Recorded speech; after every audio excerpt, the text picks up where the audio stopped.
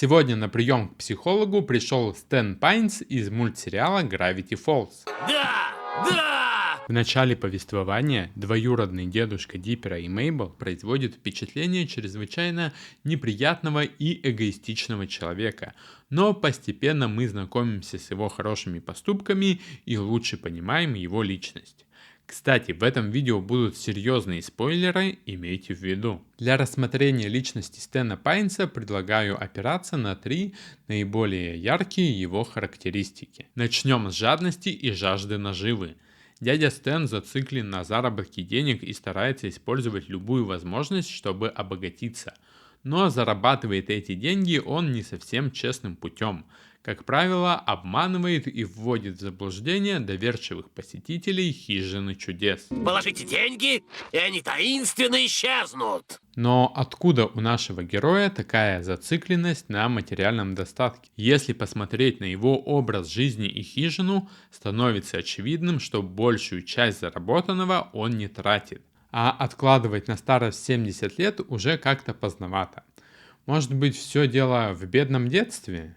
Нет, его семью нельзя назвать бедной, у них был свой ломбард и средний достаток. Все дело в том, что после несчастного случая с изобретением брата, отец выгнал его из дома, сказав: Ты глупец, Стэн, а теперь фактически украл у своей семьи миллионы, пока не вернешь эти деньги, чтобы глаза мои тебя не видели. Что? После чего он задался целью заработать миллионы и доказать семье, что они ошибались, выгнав его. Проблема в том, что он хотел заработать деньги быстро и много. После того, как поиски сокровищ не принесли результатов, он пошел в продажи и начал обманывать людей на продаже некачественного товара. В итоге стал банкротом и даже успел посидеть в тюрьме. Кстати, если хотите увидеть настоящие чудеса, то вот вам инструкция, как сделать так, чтобы деньги с вашей карты исчезли. Для этого их всего лишь нужно перевести по номеру карты, указанному в описании к видео. Не верите? Попробуйте сами и убедитесь в этом. Поселившись в хижине своего брата, ему наконец удалось начать стабильно зарабатывать на доверчивых людях. И несмотря на то, что родители уже скорее всего умерли, ему хотелось доказать самому себе, что все, кто в него не верил, в особенности родители, ошибались. А в качестве доказательства своего успеха он выбрал деньги. Однако, скорее всего, у него нет какой-то конечной желаемой суммы денег. Ему просто всегда хочется больше и больше. Нечто подобное можно наблюдать у некоторых бизнесменов или, например, чиновников, которые складируют огромные кучи наличных, но не становятся от них счастливее. Они зацикливаются на накоплении богатства и не могут остановиться. Узнали себя? Потратьте малую часть этих денег на хорошую психотерапию и станете намного счастливее. Ну а я перехожу к следующей характеристике. Черствость.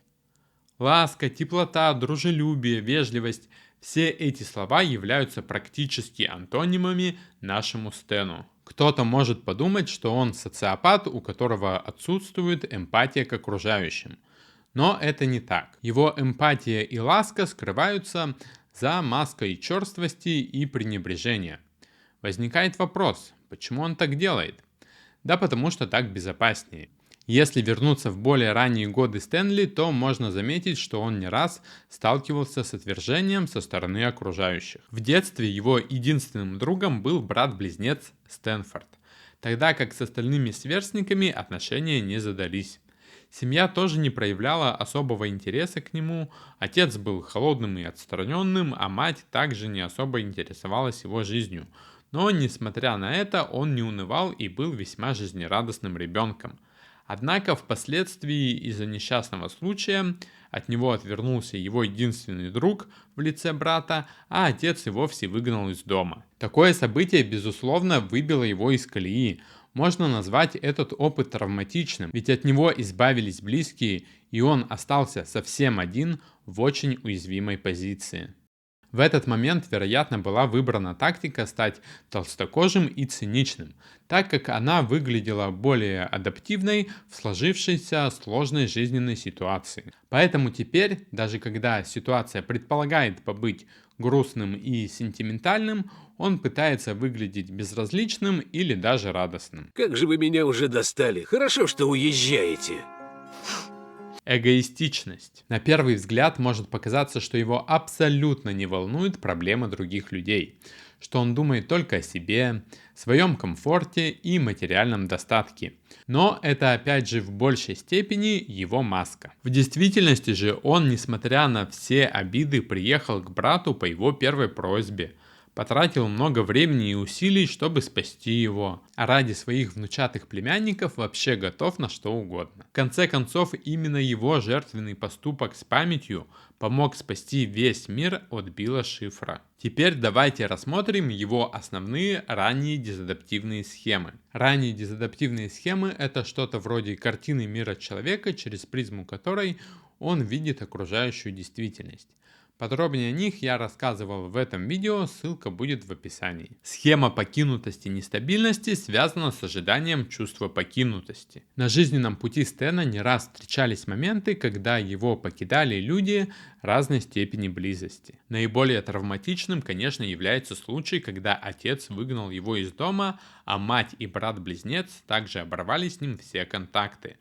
Но помимо этого, его первая девушка неожиданно ушла от него к какому-то хиппи, разбив ему сердце. Сюда же можно отнести его развод с женой и момент, когда его близнец исчез в портале спустя более 10 лет разлуки. Все это привело к тому, что ему стало сложно формировать новые доверительные отношения, ведь он живет со страхом того, что даже самые близкие люди могут неожиданно покинуть его, и ему снова будет невыносимо больно.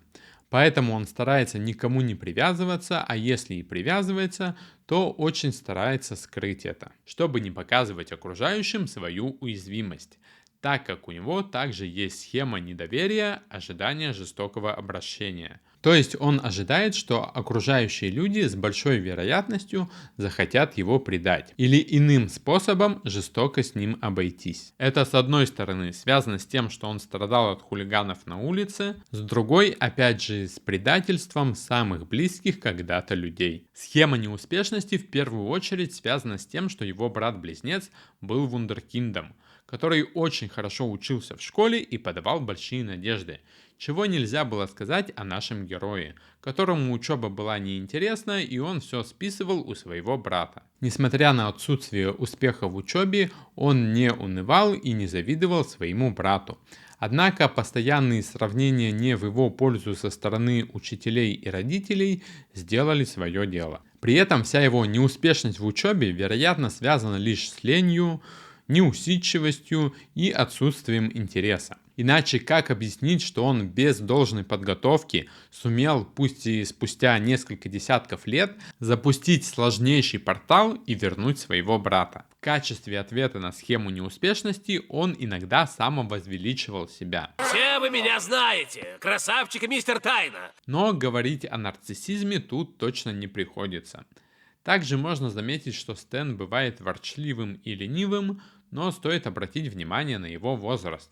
Ему 70 лет. Присмотритесь к людям того же возраста в общественных местах или своем окружении. Думаю, что после такого сравнения наш герой уже не покажется таким уж ворчливым и тем более ленивым. Так что некоторую скверность его характера можно также списать на возрастные изменения. Однако стоит отметить, что для своего возраста он пребывает в весьма неплохой физической и психической форме. Но как Стэну Пайнсу удается сохранять свое здоровье? Тут нет никакого секрета. Просто он держит в тонусе свое тело и ум. Для 70 лет он много времени проводит в движении и постоянно придумывает новые способы нажиться на доверчивых гражданах. Ну и, конечно, большую лепту в его хорошую сохранность внесла новая деятельность, которой он начал заниматься уже в зрелом возрасте. Речь идет о починке портала с целью вернуть своего брата. Поэтому, если хотите, чтобы Альцгеймер и деменция обошли вас стороной, или по крайней мере появились значительно позже, не забывайте двигаться и нагружать свой мозг нетривиальными задачами. Пишите в комментариях, о ком еще вам бы хотелось увидеть подобное видео, а также подписывайтесь на соцсети. Особенно цена подписка на телеграм-канал. Как это похоже на мою жизнь!